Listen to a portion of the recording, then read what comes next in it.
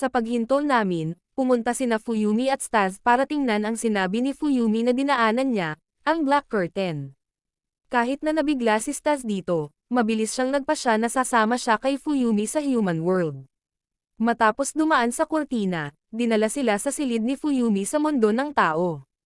Di nagtagal pagkatapos, nagpasya si Staz na gusto niyang umalis, at sa paglabas ng kanyang bahay, nakasalubong ng dalawa ang ama ni Fuyumi, si Yanagi. Mabilis na tinanong ni Yanagi kung nasaan na si Fuyumi mula nang mawala siya, at kung bakit siya bumalik kasama ang isang batang lalaki sa lahat ng bagay.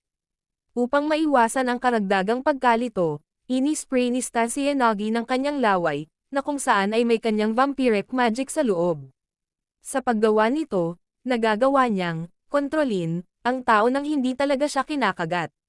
Dahil dito, mabilis na inalis ni Yanagi ang hitsura ni Staz at tinanggap silang dalawa sa bahay. Kasabay nito, ang isang misteryosong tao ay naglalakbay din sa silid ni Fuyumi sa pamamagitan ng kurtina. Pagkatapos, dumating sina Fuyumi at Staz sa high school ni Fuyumi. Pagkaraan ng kaunting oras doon, nagsimulang napagtanto ni Fuyumi ang kanyang sitwasyon bilang isang multo. Kapag nakikipag-usap siya sa kanyang mga kaibigan, nagsisimulang magkasalungat ang kanilang mga alaala, at hindi nagtagal ay unti-unti siyang napapansin. Habang nagsisimulang makaapekto sa kanya ang bigat ng sitwasyon, bumalik si Staz sa kanya at itinuro na nagsisimula na siyang mawala sa mundong ito. Ang kanyang mga binti at braso ay nagsisimulang kumupas, at siya ay literal na nawawala. Upang mapanatili siyang ligtas, pinayagan ni Staz si Fuyumi na kunin ang ilan sa kanyang mahika sa pamamagitan ng pagpapainom sa kanya ng isang patak ng kanyang dugo. Muli niyang ipinangako na lagi siyang iingatan. Kahit na sa simula ay masyadong malakas ang magic, mabilis na bumalik si Fuyumi sa kanyang normal na ghost self. Di nagtagal pagkatapos ng digmaan, nagpasya si Staz na oras na para bumalik sa Demon World, upang makabawi siya ng sapat na lakas para maglakbay sa Akihabara. Tinanong ni Staz ang kinaroroonan ng ina ni Fuyumi, at nalaman namin na hindi niya alam. Pagbalik nila sa silid ni Fuyumi, sinalubong sila ni Belle Hydrebel, isang treasure hunt, at sorceress ng spatial magic. Ipinakilala niya ang kanyang sarili, at ipinaliwanag na alam niya na pinapalitan ni Mima Kyoshida si Staz sa Demon World, dahil nakakakita siya sa anumang bahagi ng espasyo hanggat nilikha ang isang frame upang tingnan. Sinabi ni Belle sa dalawa na siya ang may-ari ng Black Curtain, at sinusubukan niyang alamin ang misteryo niya na iniwan ang kanyang kurtina na nakabukas, kahit na matapos niya itong ilagay ng maayos. Pagkatapos ay nagpasya si Belle na dapat magbayad sina Fuyumi at Staz ng multa para sa paggamit ng kanyang kurtina, at nagpasya siya ng kabuuang 60 milyong yen.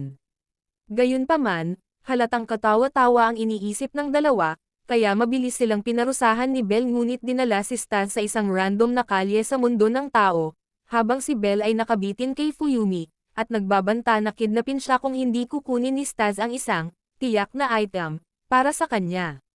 Pagkatapos ay bumaba si Staz sa tindahang Uniqlo, isang pangalan ng panggagaya sa sikat na Japanese brand na Uniqlo, at nakilala ang may-ari ng tindahan. Dahil sinabi lang sa kanya ni Belle na malalaman niya ang item kapag nakarating siya doon, tanong ni Staz sa may-ari ng tindahan at mabilis na dinala sa isang espesyal na silid. Sa sorpresa ni Staz, ang mahalagang item ay isang pares ng Ogre Undies, at dapat niyang labanan ang may-ari ng tindahan upang makuha ang mga ito. Samantala, ipinaliwanag ni Belle kay Fuyumi na ang kurtinang inilagay niya ay hindi na sa kanya, at ito ay ninakaw mula sa kanya ng isang taong napakakapangyarihan. Dahil dito, hindi niya nagawang tanggalin ang kurtina at sa halip ay hinahanap niya ang taong gumawa nito. Ito ang dahilan kung bakit ginawa niyang labanan si Staz sa may-ari ng tindahan, upang makita kung gaano siya kalakas. Bumalik sa Uniqlo, mabilis at madaling natalo ni Staz ang may-ari ng tindahan, at ipinakita kay Belle na napakalakas niya, gayunpaman, alam niya pagkatapos ng paliwanag ni Fuyumi na hindi niya ninakaw ang kurtina.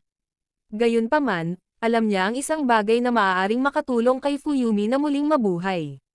Binanggit niya ang Book of Human Resurrection, at sinabi na ito ay nasa teritoryo ng Wolf, isang matandang kaaway, kaibigan ni Staz. Pagkatapos ay nagpa siya ang tatlo na pumunta at kunin ito, sa susunod na yugto.